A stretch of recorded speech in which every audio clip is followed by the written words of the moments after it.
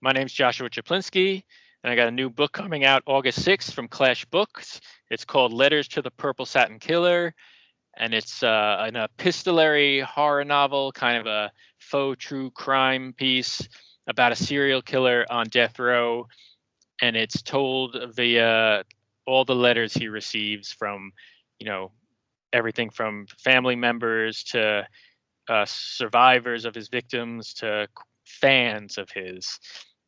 It's I would describe it as darkly comic and maybe a little transgressive, but it's also got some heart. And if you like horror or serial killers or satire, I think you'll really like it.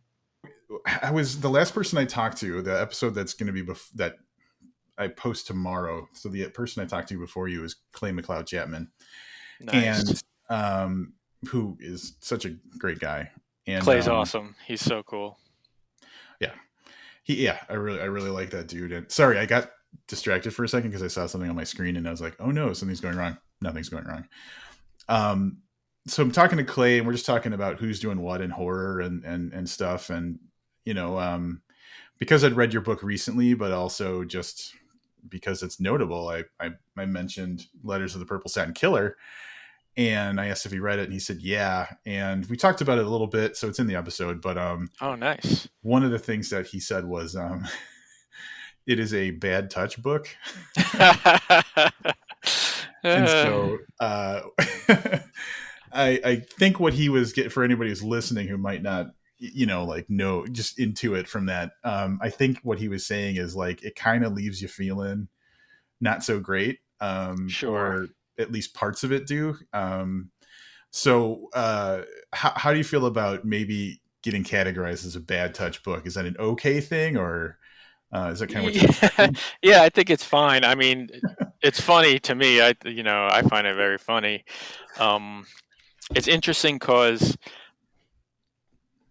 I when people ask like, oh, how graphic the book is, or like family members will be like, oh, like, you think I'll like it? Can I read it? Which is usually some sort of code for how off-putting is it, right. from the normies. But so I feel like I'm not the best judge of how graphic my book is, or how triggering it might be for certain people, because relatives will ask me, be like, can I want to read it. What do you think? Will it upset me? And I'm like, nah, you'll be fine. And then my wife just gives me this look because she's read the book. And then, she took me aside one time afterwards and she was like, I don't think you realize just the content that is in this book. And I know you like this stuff and you're used to it, but, not everybody is going to be as acclimated to that sort of thing. So I try to, but a bad touch is a good way to put it, and that's something I would something I would wear with pride. Bad touch book. Yeah, I imagine that was probably the case. But then, so that makes me think, what type of content would be hard to, stomach from the book? And my mind doesn't go to like one specific thing where I'm like, ooh, that was the moment that was like too fun. You know what I'm saying? Like, obviously there's a ton of different things in the book, but I don't have like the one, like the worst moment or anything. Sure. But things are all over the place. But honestly, weirdly, one of the things that comes to mind is like stuff that was more graphic and stuff isn't necessarily about killing at all, but it's that, I'm looking at my notes to get the name. There was that, I can't remember her name, the sex worker fan who would write in, and Stacy Satin. Yeah, Stacy Satin, and she was writing in about the things that she was doing graphically, sexually, and stuff like that. So like that comes to mind as something where people would be like, oh, sure. But like descriptions of killing and stuff, I don't remember anything specifically that was like super out there, unless I'm just I mean, there is some, but I feel like I didn't linger on a lot of it. I feel like it's very much presented matter of fact, and like he did this, and I'm not like describing it in gory detail per se. Right. It's just that when you think about it, you're like, oh, that's kind of gross or off-putting or whatever. But and I don't think the book is, wall to wall moments like that either. I Right, think right. they're peppered in there, and they're they're dealt with matter of factly, and I think that kind of makes them a little more palatable.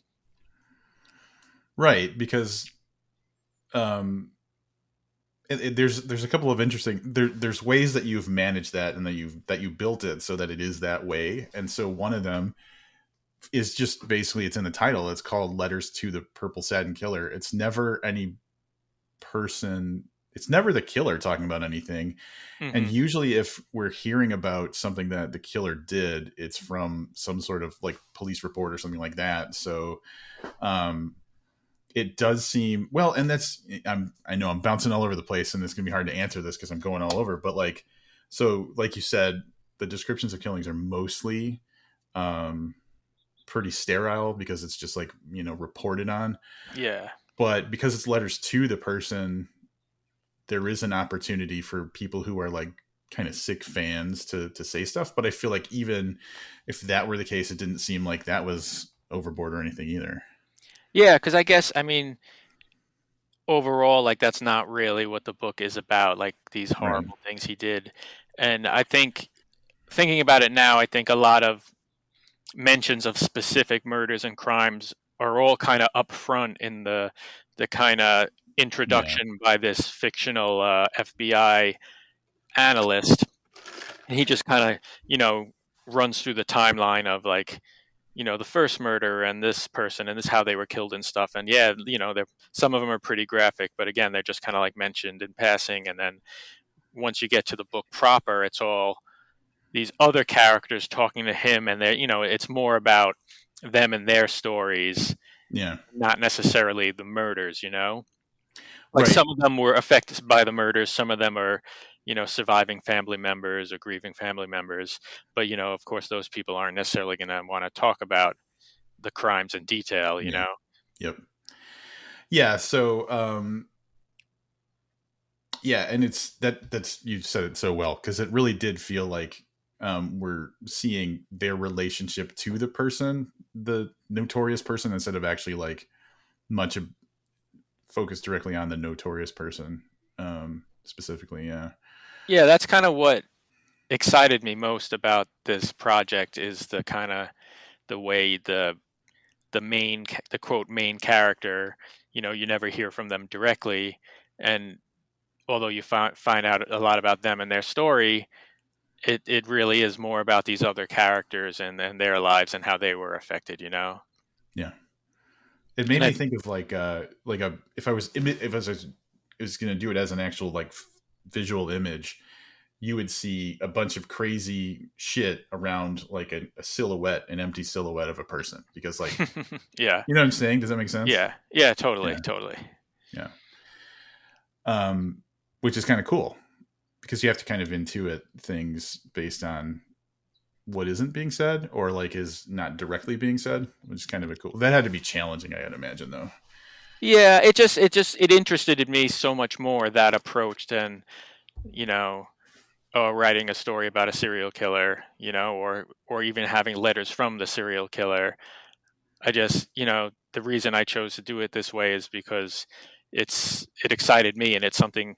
If someone else had written it and I heard that concept, I'd be like, oh, that's pretty cool. I want to check that out. Yeah, it's unique for sure.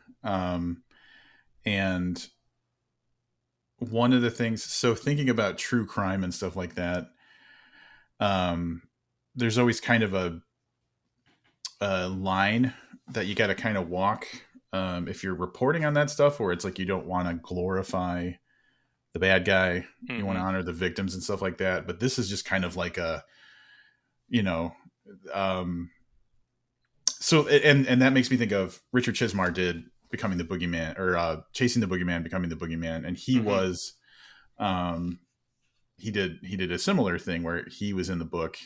Your name is at least used in your book, but his was very much like good versus evil, where this is more like a snapshot of like a cultural phenomenon, almost, is what it feels like, right? Would you Hmm. say that's accurate? Yeah, just I mean, just kind of an example of how true crime is so popular now, and it always has been, but now it's just like streaming and all these documentaries. We're getting so much of it now, and Yeah. because people can't seem to get enough of it, and there's always the question of, is this healthy for the viewer? Is this a healthy thing to obsess over, like crimes and murder and all that sort of thing? And I know there's the whole Psych 101 kind of explanation for that of confronting what you find scariest in a safe place and stuff like that.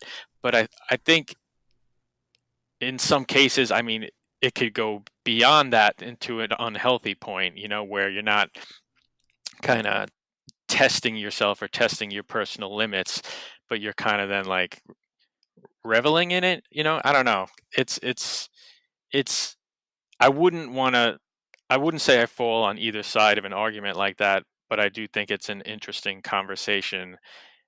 And so I definitely don't think it's black or white. And what I try to do in the book is have each character, you know, that they don't have their way of thinking isn't very, so binary, and their own moral fiber isn't necessarily so binary. You have people who were affected by this killer and had horrible things done to them or someone they loved, and you feel bad for them, and like you look at them as the victim, but then they also say things that you might be like, oh, that's not the best character trait either. So they're kind of, I tried to make everybody a mix of good and bad. It's not just these people were hurt or wronged, and they're the not the protagonist, but they're the side you should be rooting for, if that makes sense. So as I was saying, I guess it was maybe important's not the right word, but it was interesting to me that by leaving the Purple Satin Killer out of the equation as a character, more or less, and only hearing about him from the other characters, that was kind of my way of solving the problem of not reveling in this awful person who did these awful things, and reveling in their crimes. No, don't do this. Because it kind of focused more on the victims. All right, so trying to get back to where we were at. So I'm just going to make a little note really quick in the episode for people. Sure. For anybody listening, we just had epic and really bizarre technical problems. So if you're watching the video, you might notice that it's being recorded in a different platform than it was before, and the audio might have been a little goofy or sound different now. We have been tackling weird stuff I've never experienced before, but we seem to be back on track. So fingers crossed we get through the rest of the discussion without any more issues. I'm going to knock on wood that's the case. We're back. And the never experienced it before makes it sound like I'm the problem, because I'm the variable here. That's we'll just run with that. You're the problem. So, but no, that's the thing. So I've been doing podcasting and stuff since like 2011 or whatever. Mm-hmm. There's never not a problem. Like there's always, and you work in like the film industry. I got to imagine that there's always some technical thing that's getting in the way of stuff. So, yeah. Yeah, no matter how many times you've done it before, there's always an issue. Yeah. So it's we build up our little calluses and stuff to these fucking issues and still make it a good conversation, I think, is the way that we're going to have to look at it. Yeah. I listen to some more professional podcasts, and even they have problems. It's just like this podcasting thing, this internet thing. It's not an exact science, even after all these years. Yeah, it's bananas. But we're back, and we're gonna just push through, and we're better than ever. Back and better than ever, absolutely. So I think that one of the things about the structure of the book that I thought gave you a bunch of cool opportunities was that since it's letters from people to Jonas Williker,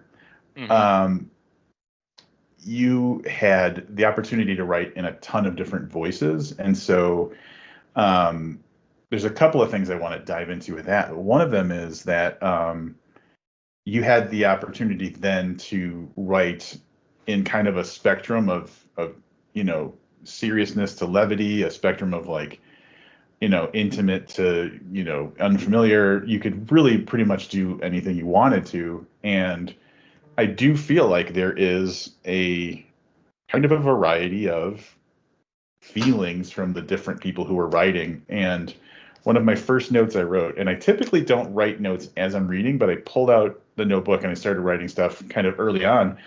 Mom's letters are humorous, and one of the reasons is because of how oblivious she seems. And so a lot of the letters that take place in the book, for listeners, are from Jonas's mom, and she's that can't believe the bad things they're saying about my son kind of person.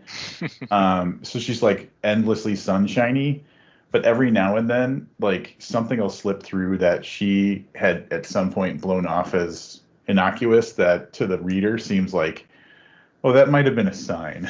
So I know I just said a lot, but like this being able to write in a spectrum of voices, any thoughts on that? And then any thoughts specifically about the mom's kind of role in the unfolding of the story?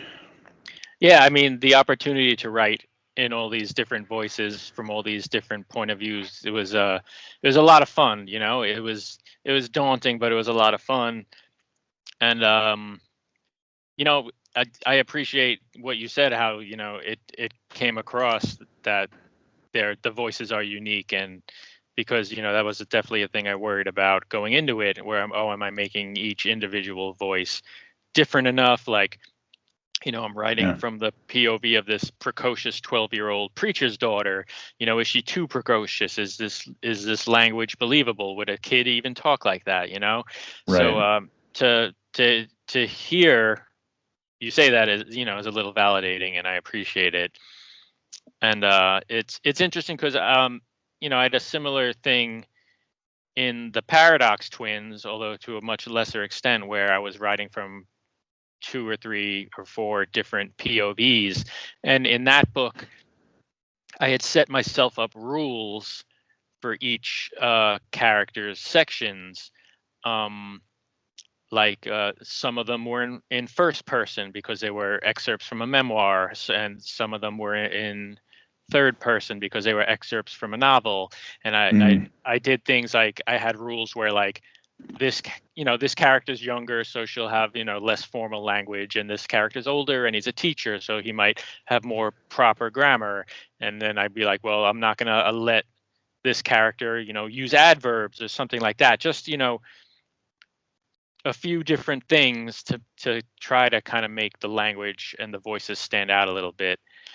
And I didn't do that as much in Purple Satin Killer, even though there's kind of like tons more voices.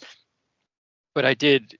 It was more along the lines of like, this younger person would have shorter, simple sentences. The mother's not going to use contractions for whatever reason, because maybe she's older and she's not going to use contractions. Mm-hmm.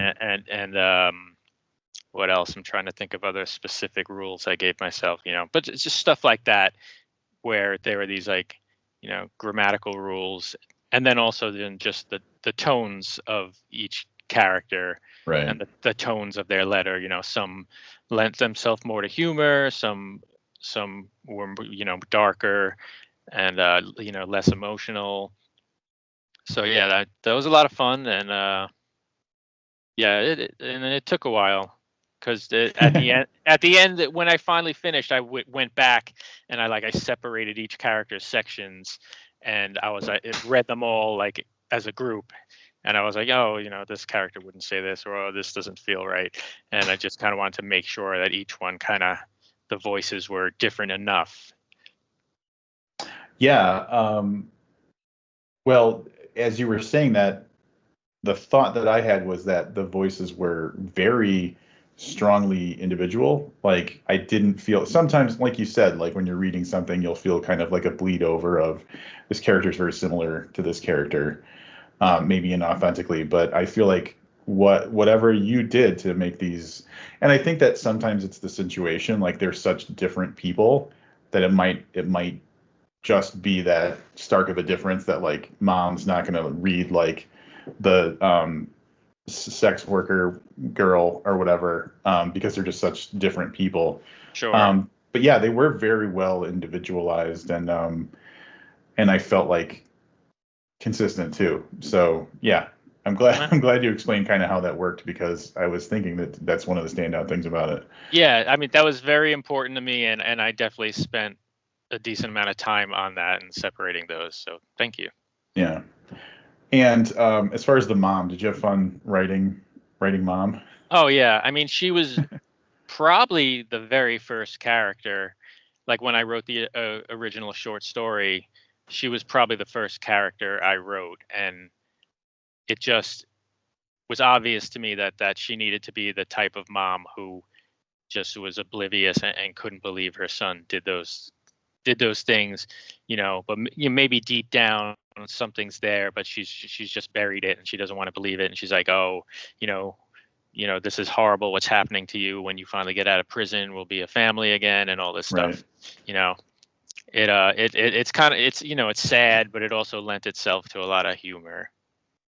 Right. But it also gave you an opportunity to plant not plant insert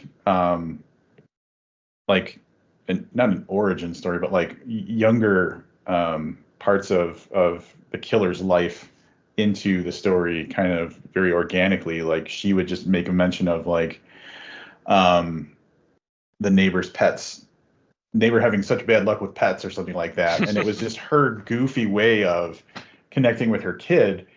But I know that like the effect of it is like, oh, now we're seeing kind of like what that child life was like. So um, she was very useful for kind of establishing more of a picture of what the actual like person was. Totally. Yeah, she was a great vehicle for sneaking in information about Jonas without being too obvious about it. Mm, Instead of having some like more info dumpy kind of things, or someone saying like he did this and he did this. It's like the mother just referencing innocuous childhood things that maybe weren't so innocuous, like right. the time his cousin disappeared and was never found at the family picnic. Right. He couldn't possibly have anything to do with that. Yeah, that was actually probably one of the more chilling things, which didn't come up, I don't think, super early in the book. But and I like how the book started out. It's weird because it started out pretty factually about like the bad things that he did, but then like the picture just continues to kind of crystallize as more letters happen. So Hmm. kind of a neat trick you pulled off there. Like we get a better and better picture of who this person actually is by just how he's interacting with people or his past with them and stuff like that. Yeah, I'm really happy with the way that all worked out in the end. Because I think my initial impulse might have just been, oh, hey, wouldn't it be cool if we just don't hear from him at all? I didn't, and then I didn't realize in my head the kind of like challenge I made for myself, Right. that, oh, I have to really make this, present this character who really doesn't have his own voice. So yeah, and then towards towards the end, after I started adding all these different characters, and the way it was, I wrote it out of order, a lot of it, which Hmm. looking back was maybe not the smartest thing to do, because in the end it was like just the timeline of it with like the dates and people's ages, and you know Oh yeah. what just made sense logistically. Like it was really, for a while there, it was really hairy, and I just like I made charts and like printed everything out in different orders, and like was swapping pages around, and like it was a little nutty. I was afraid there for a bit that it kind of got away from me. That was definitely one of the hardest parts, was the kind of the collating of all the different stories. Right, because and for anybody who's listening, like the book is written, so it's epistolary, so it's just a bunch of letters, like the title mentions, but like there are dates for each letter, so Yeah. it's very specific to. It's connected to a specific time, and the book itself takes place chronologically between him being indicted, and then it goes to the trial, and it goes to life on death row and execution. So yeah, like you couldn't escape getting that right. Yeah. Yeah. And I did all sorts of like OCD shit that I'm sure like does not come across that no one will ever know. And even like it's for me it was so important, like all the dates had to make sense. Like the Yeah. dates, people's ages, like when stuff happened, and like it was so confusing to me. I was like, most people who read this book probably aren't going to think twice about these dates. And if they tried to figure it out, like, they it would almost be an impossible task. But for myself, like I made a bunch of rules and stuff where like the mother only ever mailed her or wrote her letters on a Monday. So for the most part, if you look at the dates, all the mother's letters fall on a Monday. And I think early on in one of them, she says like, "Oh, I'm sorry, this one's late this week," Yeah. and that one didn't fall on a Monday. But I did stuff like that, and I was also concerned about how far they were spaced. You know, each letter was spaced out, and like Wow. it was kind of a logistical nightmare. Yeah. No. I probably wouldn't do it again. Not like Well, this. yeah, because and then the couple of things I thought of while you were saying that is that what probably complicated things were like when your characters, the different letter writers had to or did reference things that were happening in real life in quotes. Um, so lining up the timing of when the thing happened with when the letter comes out, but then also like if there was any crossover between two different people writing letters, keeping track of that had to be kind of a pain, Yeah, or like structuring that had to be difficult too. yeah, it was a mess. And like I said, I charts and graphs and Excel spreadsheets and I tried note cards and color coding. Like I dabbled in everything. It's crazy. In your first of all, I have to give you credit for the afterword, because you really did dig into the process of creating this. And so, for anybody who typically skips an afterword or an author's note, I think that I love that stuff, and I always want reading all that stuff. But I know that some people skip it. But it really does give good insight into how much you cared about this and how difficult it was and stuff like that. But you also talked about some influences that you were working with, or that you had when you were writing this. And so I know that there was kind of the nugget that we talked a little bit earlier about true crime and the obsession with true crime and stuff, but you also talked about like some epistolary books and books about serial killers. So not making you recap that specifically, but like on that part of the process, like the inspiration for this specific type of story, what other kind of epistolary stuff or serial killer stuff um, really was on your mind? Well, I guess. Well, first of all, thank you for reading the afterword, and the reason that's in there is because, again, that's something I really like, and that's important to me when I read a book or a collection. And then, like, if it's a collection, at the end the writer has little story notes, and Yeah. like Stephen Graham Jones does it. That's probably where I stole it from. Stephen writes a nice little thing about each story and like the genesis of the idea and when he wrote it and stuff. And I think that's really cool. And so Yeah. that's why I did it. Wanted to do that. So I think in pretty much every one of my books, I've had an afterword where I wrote a little bit of the backstory of the journey and stuff. And I hope, I know writers and stuff and nerdy types love that stuff. So I hope, always hope it appeals to people as much as it appeals to me. But so I would say then the germ of the idea for this as a whole, because it was a short story first, was when I was watching Making a Murderer on Netflix. So that kind of tells you how long ago that was. And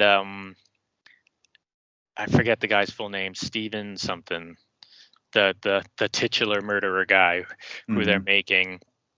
I just remember one of the scenes in it was is talking about his fiance or whatever was basically a woman who he met while he was in jail, and like would talk to on the phone a lot and stuff, but like had never really, she visited him and stuff, but she was, kind of like, it's almost like a weird groupie situation, like, people who kind of fall for someone who's incarcerated for whatever reason Right. and strike up a relationship.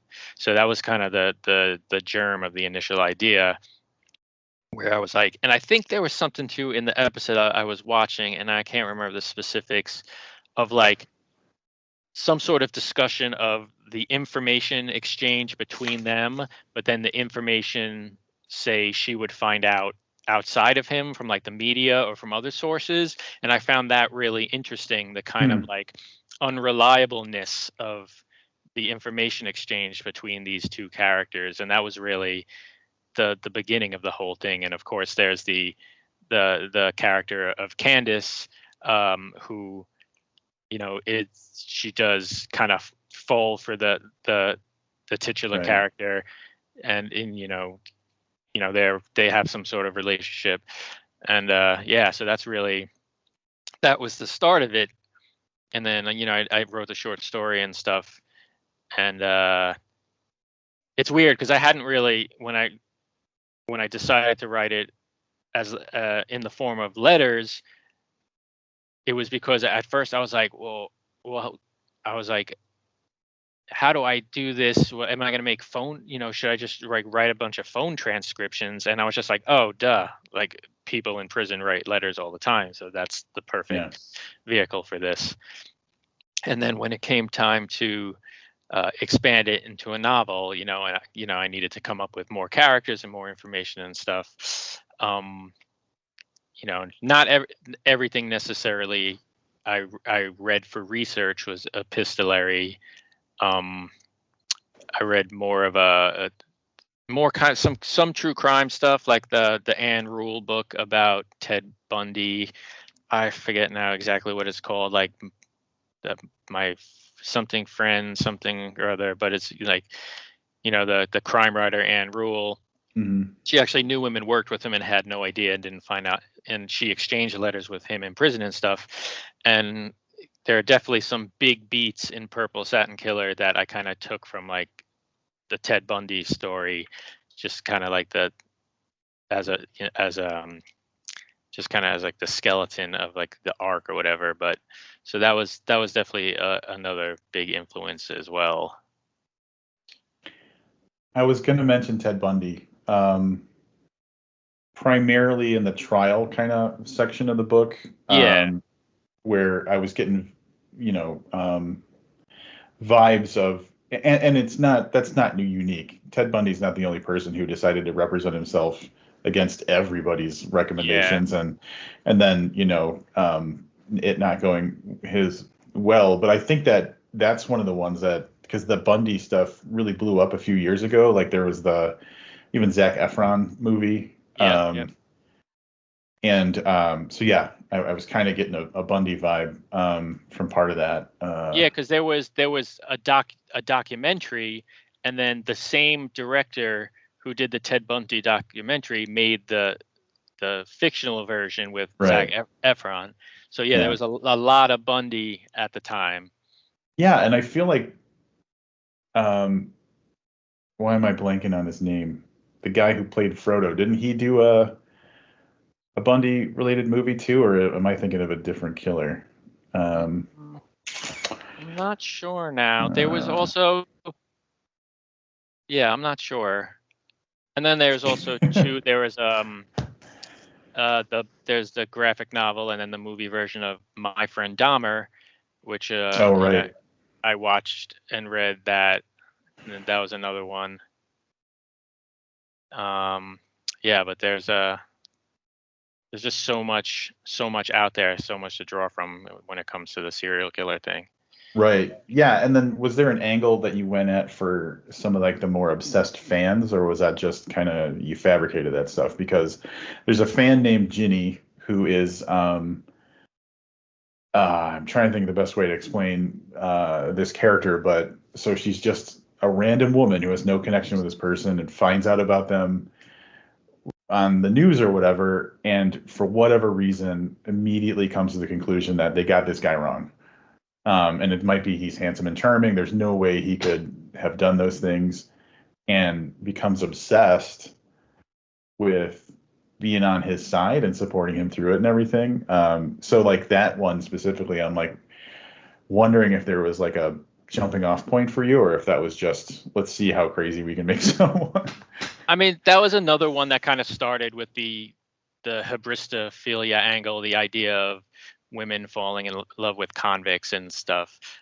So that one also kind of started there, but then just kind of, I don't know, I just kind of found that character as I wrote it, and just kind of Yeah.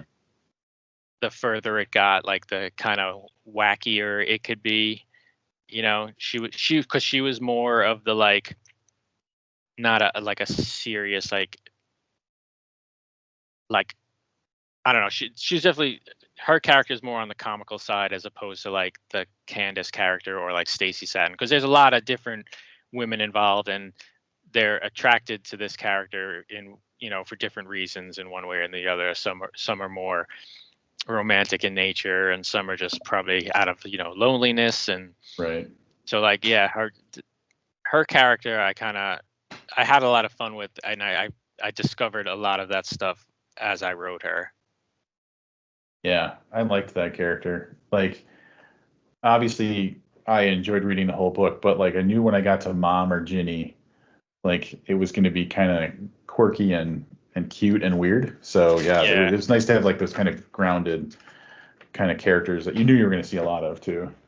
Yeah, and again, those were the Mom and Ginny were kind of like the first characters I created and when I was writing the short story. And so when I, turned it into a novel, I knew that they kind of had to like form the backbone of everything. Like they had to be consistent throughout the whole ordeal. Like some characters kind of come and go at different time periods, but those were like two of the main ones that really kind of, bring a cohesiveness to the whole thing.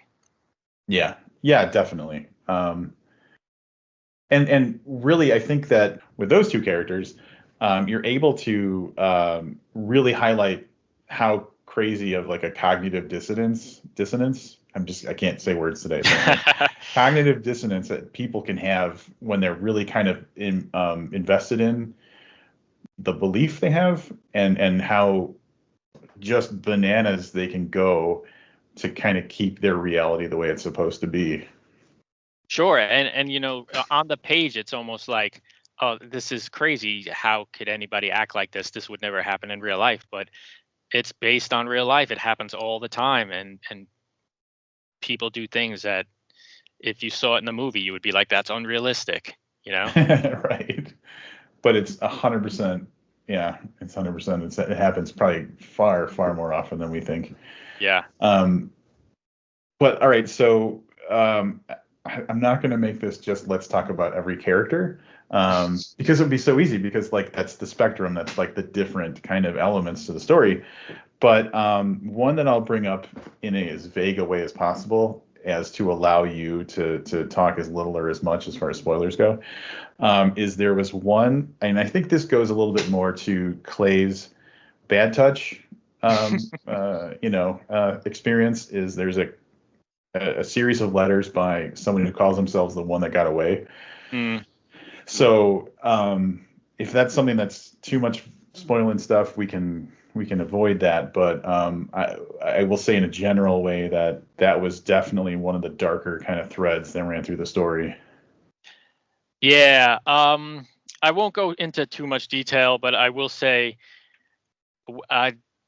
the idea for that type of character I got from this found footage movie called the Poughkeepsie Tapes, which I really like.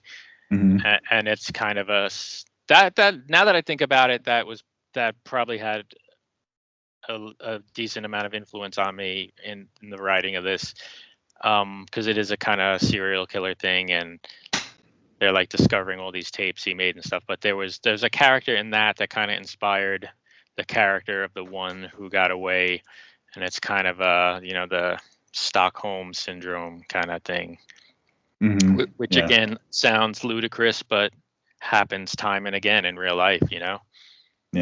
Yeah, definitely.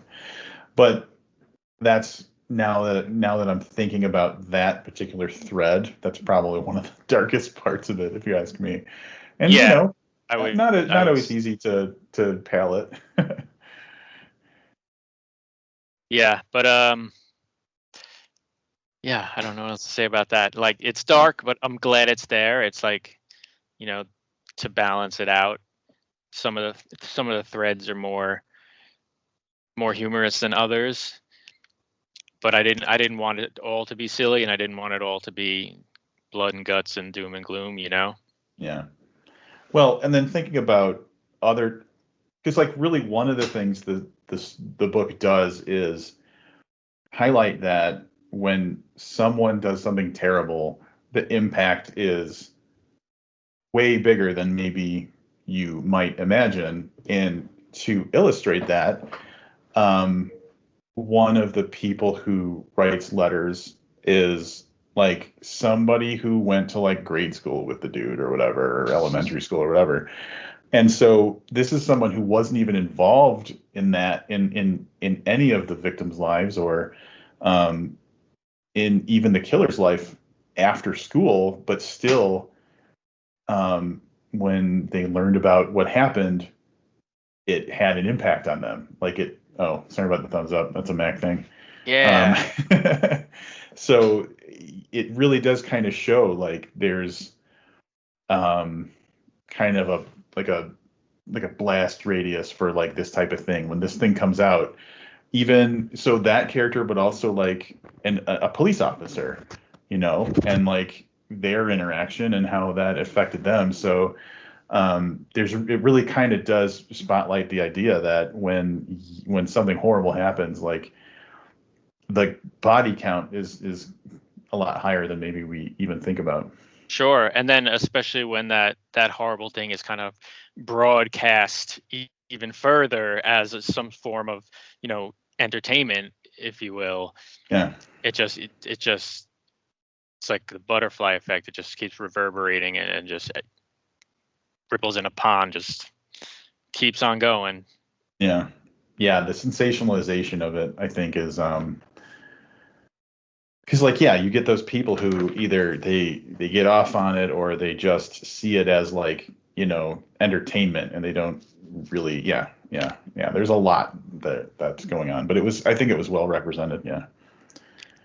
Yeah, I mean, that's one of the big things I wanted to kind of address in the book, or not address, what's the right word? Just kind of, I'm blanking on the word I want to use. Like allude to, nudge kind of thing. Yeah, or just like, it was the discussion I wanted to have, basically, about all of this stuff in general, because like I like true crime. I watch almost all of those documentaries, Yep. and you watch it and you're like, oh, this is horrible, this is awful, like I can't believe this happened. But then there is a kind of a thrill to it, but it's a different, you're watching something different than like watching Freddy or Jason chop up a bunch of fictional teenagers, like it's not the same thing. And I think it's dangerous to kind of like put it in that same category of, that's of entertainment. Right.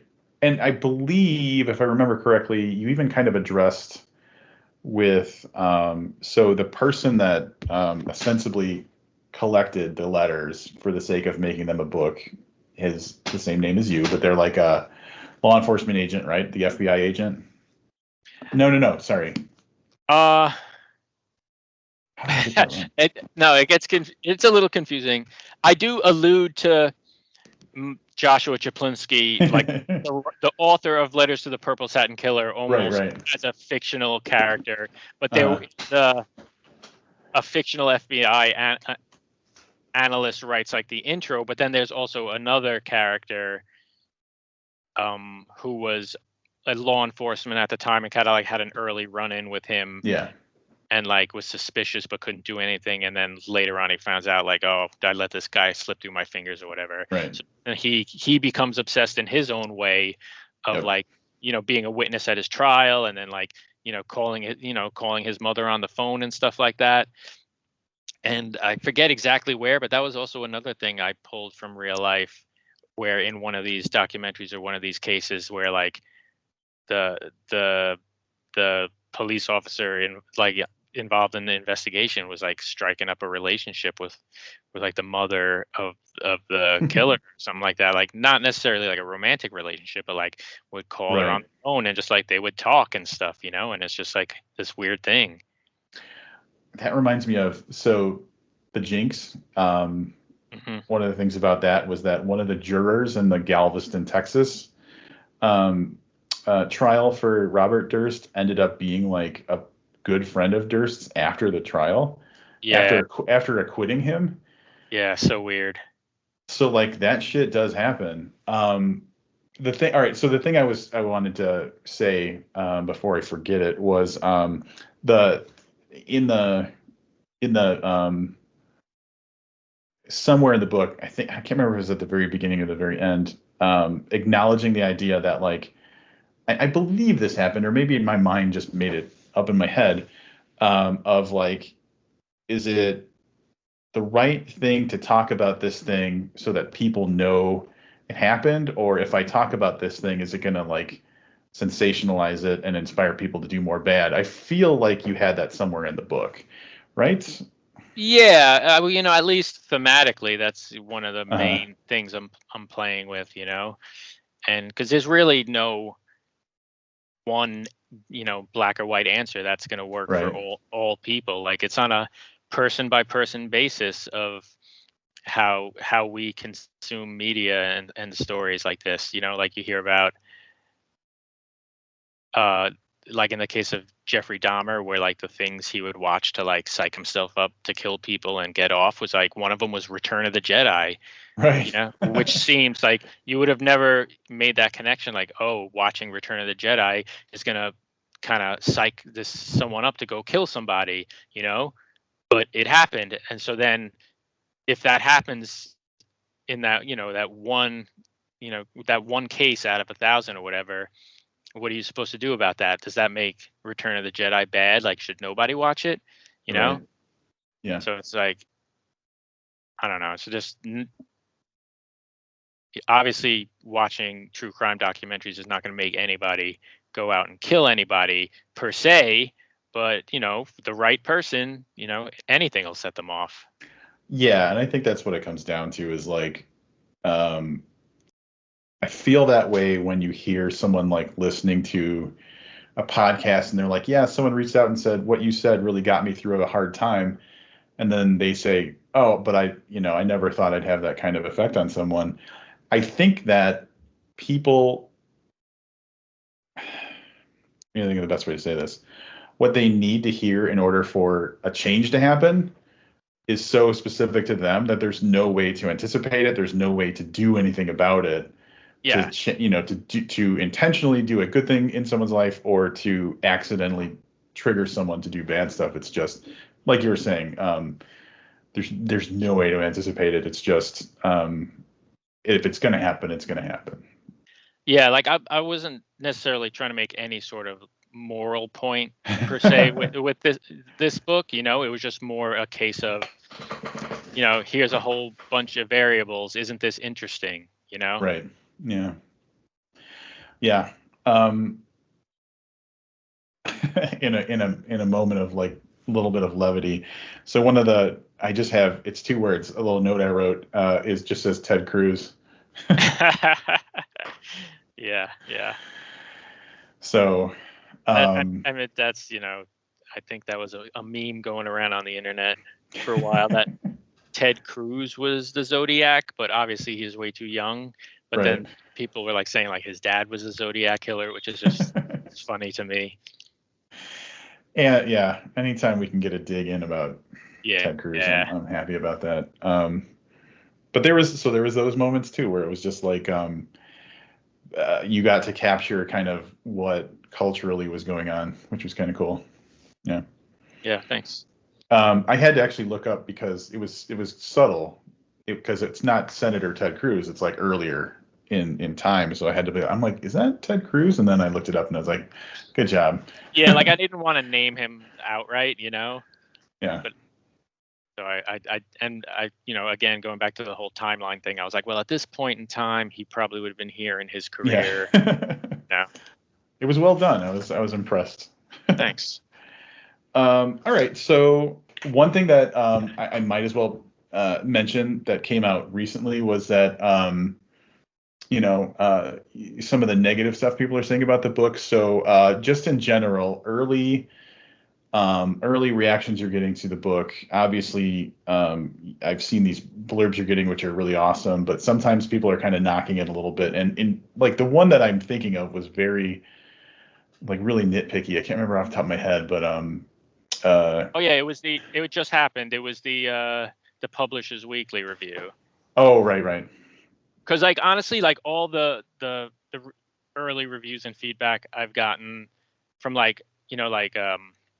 just people on Goodreads and people with book blogs and stuff like that, and like the horror Facebook groups and stuff, like, has been very positive, and I'm really appreciative for that. And the blurbs especially, like, I'm just blown away that I got that many people of that caliber to say such nice things. Mm-hmm. But there was the Publishers Weekly review, and the Publishers Weekly it's a weird thing, because if you get a starred review, it's cool, and you see a lot of authors like, got my starred review in Publishers Weekly, and and that's awesome, and I would have been happy if I got that. And so when I read the review, at first I was a little disappointed, but then I kind of saw the humor in it, because it's basically just one short paragraph, and they're all written anonymously, which Right. writers have taken exception to the whole process and system of it. And the summation of the review was basically like, yeah, this whole thing, stretches the suspension of disbelief, and then all the examples they go on to give were literally either from the back cover copy or the initial preface section by the FBI analyst.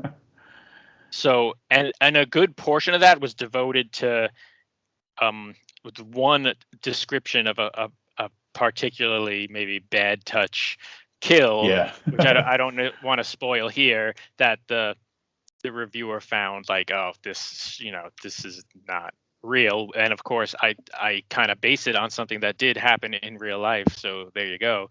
But yeah, so that was just basically the sum of their thing, was like, yeah, this book kind of just isn't really believable, and that was it. But I thought it was funny, the little pull quote that they had. Again, I don't want to spoil it, but it kind of tickled me because of the subject matter, that Mhm. was the crux of this little review, So Yeah. It makes me wonder too, because that has blown up recently on social media, the idea of anonymous reviews, source, like places that do anonymous reviews being kind of like problematic. And I've definitely talked to people in the past who, like, when they are asked to say something about a book, they straight up told me, I read the first chapter and the last chapter. Oh, really? A reviewer? Yeah. Interesting. Because like I don't want to say this because it was a negative review, but I legitimately got the feeling that this person did not read the book. They read Right. the back cover, and they read like maybe they read the intro and maybe a couple letters past that, but like nothing that was in that review gave me any indication that they read the whole book. And Right. I mean, whatever, it's fine. I don't know if I personally have a problem with the anonymous thing, because like, what's the difference if you know who wrote it or not? Like, Right. And I the think only it's thing that just would be was like it was it's just a tech. discriminatory or something like that. Yeah. Yeah, well, in my case, I don't think it was discriminatory. Right. I Yeah. just think they didn't really read the book or care to. I don't think it even registered to them that it was satirical. So, whatever. Yeah. I was initially disappointed, but then I found the humor in it, and I probably got more attention because of the negativity of that review than I would have if I was just like, hey, I got a starred Publishers Weekly review. So Yeah. in the end, I kind of am happy with it. No, that's a great point. And when I, saw your post and everything, I was like, well, if anybody is the right person to get in this situation, it's you, because from what I know of you, like, you really don't let shit bother you and stuff like that. And you can almost kind of see, like you do the funny side of it. Yeah, totally. So I mean, to me, like, like just internet stuff, it's like it's not real life. I know some people have been hurt or take things really personally and like live online more than I do, and I understand that. But just for me personally, like I'm just trying to have fun with it, and I don't take it that seriously. Like I yeah. take my actual writing seriously, but if people on the internet are going to be like, oh, this guy sucks or whatever, like, what can you do? It's not. Again, I find it a little funny. Like maybe I like, it's a case of any attention is good attention, but it's kind of fun, the negative attention, sometimes. You know what? And now that I'm thinking of it, I might be able to take at least a little credit for some of that internet thick skin, because one of the first interactions that we had was when I Oh was doing yeah. that booked podcast, and we made fun of a Lit Reactor article. And um, I think that one of the things that my podcast failed to do was to be very obvious about how we didn't take ourselves seriously. And so that sparked a little thing, but we almost immediately kind of reconciled. And I think Yeah. that because of that little dust up, I got to know you guys better, and I got to like be more invested in your success and stuff like that. So that fun little misunderstanding turned into probably one of the reasons we're talking right now. One of the Yeah. reasons I Like, read your books and stuff. yeah, it definitely, I feel like it built a camaraderie. It's funny. It reminds me of I have a friend of mine who I'm really good friends with, who I've known a long time, since we were both in high school. And around the time we were in high school, or just after early college, we were in a band together, and he wound up kicking me out of that band. And then we didn't speak for like, not out of any malice or anything like that, but just we went our separate ways, and then we didn't really speak. And then like a bunch of years later, like I was talking to his wife, and she was like, yeah, we've been playing together and we need a guitar player, you want to come down and play? Now we've been friends again for like another good 10-15 years, and it's just like, he's one of my core group of friends, and it's something we joke about all the time. I kick you out of the band, and Yeah. there's no hard feelings. It's funny. People love it. It's like it's a little in joke. It's great. Yeah, that's great. Yeah, I think sometimes we can get so worked up on the individual moment that we kind of lose track of the bigger picture. But back to early responses, you earned the early high praise, I guess, is what I'm trying to say. Because like I went into this book not knowing exactly what to expect of it, and horror is not necessarily the label I would put on you. So something that Sure. very specifically lands in the horror genre, I was like, oh, this is interesting. I'm wondering what he'll do in this space. So how is it being kind of like lumped into the horror world? Like, is that something that you think that A is an apt label for this, and B, like, that you would consider kind of moving into more? I think the book's not like 100% true horror, and I've had some reviewers say, well, it's more of a crime thing and not necessarily full on horror. And but I'm fine with the horror label, and I feel like a lot of stuff I write, even if it's not strictly horror, it's like horror adjacent, and because I like a lot of horror, and I just like weird and macabre stuff, even if it's works its way into a more traditional kind of story. Mm-hmm. But I like with this book, like I'm happy for the horror label, because horror is popular. People love horror, and like it or not, like horror books online and stuff get a lot more attention and a Yeah. lot more publicity. So I knew going in that this book would hopefully, you know, do better or get a wider readership than my last book, because I was specifically angling it as horror or, you know, serial killer crime or whatever. So Yeah. um you know, so I'm happy for that. And even though I don't necessarily think, you know, like I said, it's 100% straight horror, but and I wanted to go back to what you were saying about like the advanced praise and the blurbs and stuff. It's funny, like I said, I was, you know, blown away by the people who said yes to blurb this book and the amount I got and stuff like that. But it remains to be seen what kind of difference that makes as far as sales go. Yeah. So, you know, I see a lot of people online, you know, younger writers or people who are like, oh, I'm so nervous about asking for blurbs, about getting blurbs. And like, I feel there's this real big importance placed on blurbs.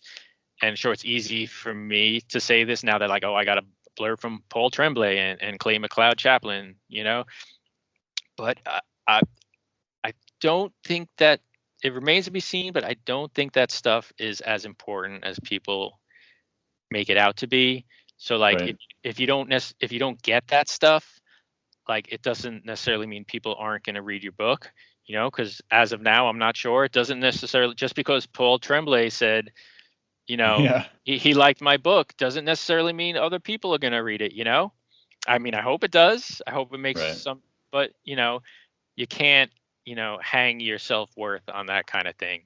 You know what I'm saying? Totally. Well, I think it's validating that you wrote something that you're reaching people. So like that's good. But I'll agree with you. Like really where you see momentum is when there's buzz, right? And there's like Hmm. word of mouth and like suddenly everybody's talking about it, as opposed to because like if you just have blurbs, that means they have to go look at the book in order to see what people said about it. So they kind of have to know about it in order to know about it. So yeah, you got a point there. I didn't really think about it that way, but like yeah, like when I see so like one thing that I'm trying to do to contribute to word of mouth is that I did a horror 2024 horror preview for the first 6 months of the year, where me and Becky Spratford and Emily Hughes talked about what we're looking forward to, and we're doing one for July through December. Recording that like in a week, and so we just it's if you don't, I don't know if you're familiar with Becky or Emily, but like Emily does that 2024 what's coming out in horror, Hmm. that like everybody looks at that list to see what's going on. Sure, sure. And Becky Spratford is like the librarian who like just and so I'm talking about Letters as Nice. one of my August books. Yeah, and it's stuff like that, I think, that makes the real difference, you know, like the response from the people in like the horror Facebook groups and stuff, and like the advanced Goodreads readers. Like if that group really latches onto something and gets excited about something, like Yep. that's what you want. That's what really does the best for your book. Yep. Yeah, the people that are the trusted kind of tastemakers and stuff like that. Yeah. I mean, Yeah. there was a time when I would read any book that Steve Erickson blurbed, because Steve Erickson was like my favorite Oh, writer. And yeah. I figured like if Steve blurbs this, it's got to be weird. It's gonna be right up my alley. Sometimes it was, sometimes it wasn't. The longer I've kind of been involved in like, you know, independent publishing and writing and whatnot, you know, the more you kind of see the way blurbs work and what they actually are, you Right, know, right. and it's not necessarily that. So again, so I think like it's not healthy to place that much importance on them if you don't get them, you know? I don't know. That's fair. No, no, that's a very valid point. Uh, it's still nice to see. Yeah. um, And it's funny though, because then when for the Paradox Twins, I I I requested a blurb from Steve Erickson, and he gave me a really great blurb, and I was, really flattered and honored. But then there was also a little part of me that kind of just like doubted it. I was like, did he really like this? Or is he just being a nice guy? Because I supported him over the years and interviewed him and stuff. Like it was a little moment of self doubt. Sure. But yeah, I guess like because there's like there was a part of me that felt like I was bothering him with this. Like sure. here's this writer I revere who must be so much more important and busy than I am, and he must be getting requests for blurbs, every day, and here I am coming in like, bothering him with my little book, my first book, like, hey, could you do me a favor, Right. Yeah, I guess it's good not to have like too much stars in your eyes when it comes to that stuff. But like it seems like it's one of those things where we all know it's got to be done, and nobody wants to go through the process of getting them. Yeah. So like, it sounds like it's one of the least exciting parts of the process of putting a book out. Yeah. Although I've started to think, because I got so many with this book, that I should be allowed to skip the next book and get no blurb for my next book. I think I'm just going to say, listen, refer back to the blurbs from Purple Satin. There was plenty of them, more than enough for this book too. Like I feel like I've called in all my favors. So you need a little time to refresh. Well, yeah. You could do that. They do that where it's like praise for other books at the beginning of an author's book. So yeah, you can just like you can coast on these blurbs as long as you want to. Yeah, man, that's it. These are the rest of my career, baby. Right on.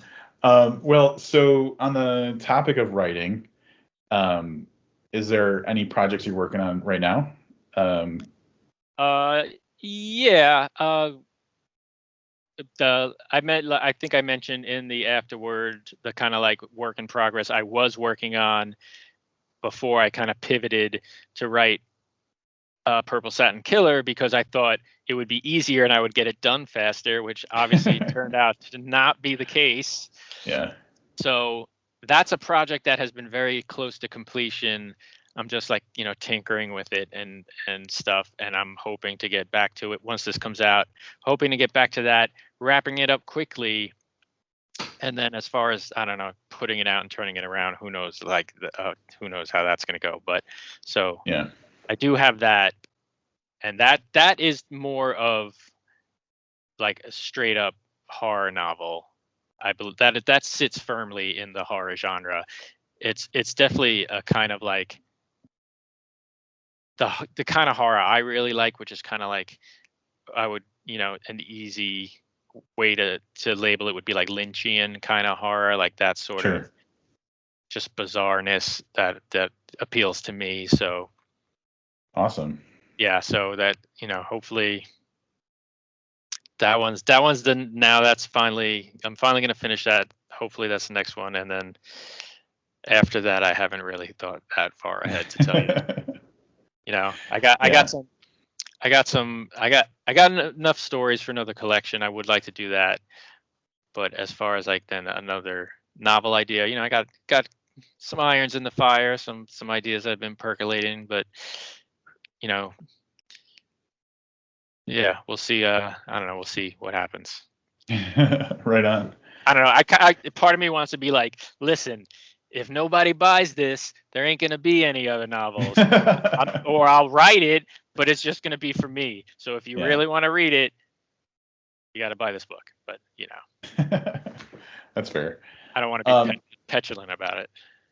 Well, but it's an understandable sentiment.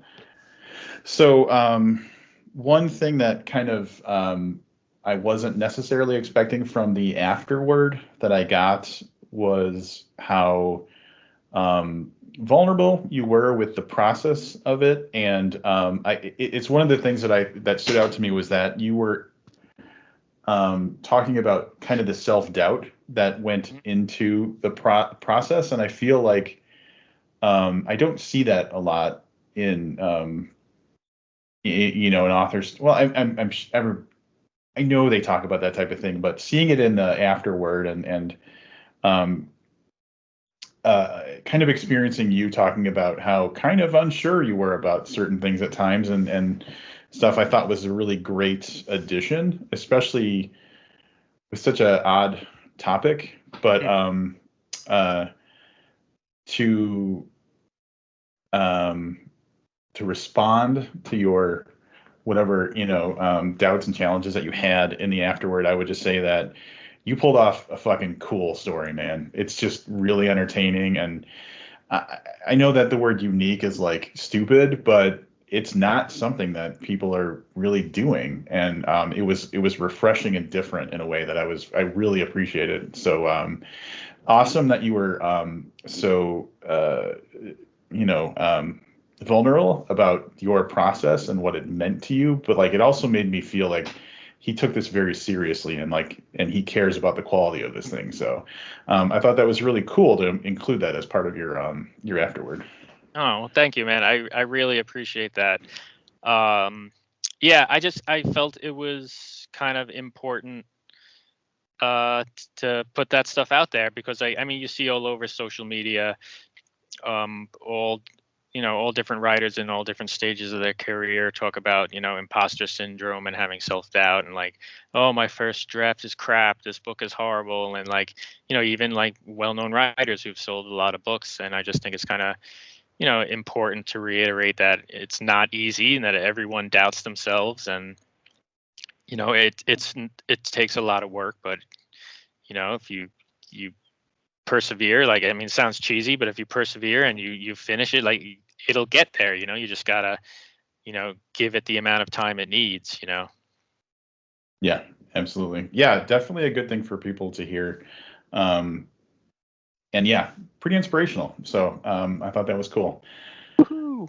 And on that note, I just want to thank you, first of all, for taking the time and navigating such stupid technology issues. I But hate also, technology. I know. Well, yeah. So one day we'll just be able to teleport to each other and hang out and that'll solve problems. Yeah. But also, thank you for such an entertaining book. I will be pushing it as much as I can to the world because I think it's awesome. So thanks for putting in all the work to make it possible. Yeah, man. Thank you so much for reading, and thank you for having me on the podcast.